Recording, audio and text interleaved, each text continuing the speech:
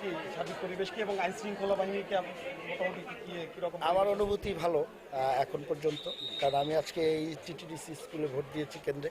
আমি স্কুলের ছাত্র ছিলাম একসময়, তো সুতরাং এটা ভালো লাগছে।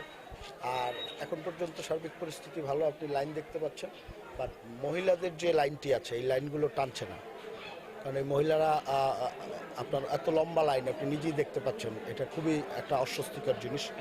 আমরা স্লো হচ্ছে। আমরা অনুরোধ করবো এটাকে দ্রুত যেন এই ভোটের লাইনগুলো ক্লিয়ার করা হয়, কারণ আপনি নিজেই দেখতে পাচ্ছেন অনেক লাইন। পুরুষদের লাইনগুলো তুলনামূলক একটু বাট মহিলাদের ভোট নিতে এত সময় লাগার কথা না। তারপরও আমরা অনুরোধ করব আপনাদের মাধ্যমে যেন এটা দ্রুত করা হয়। আর জয়ের ব্যাপারে আপনি কতটুকু আশা? আমার শতভাগ আশাবাদী। কিছু বলার আছে? ভোটারদের প্রতি আহ্বান, আপনারা নিজের এলাকার ছেলে, ঘরের ছেলে যিনি আছেন তাকে পছন্দ করবেন নিশ্চয়ই। বাইরের লোক যারা আছেন তাদেরকে আসলে তাদের আবেগ অনুভূতি তো অন্যরকম।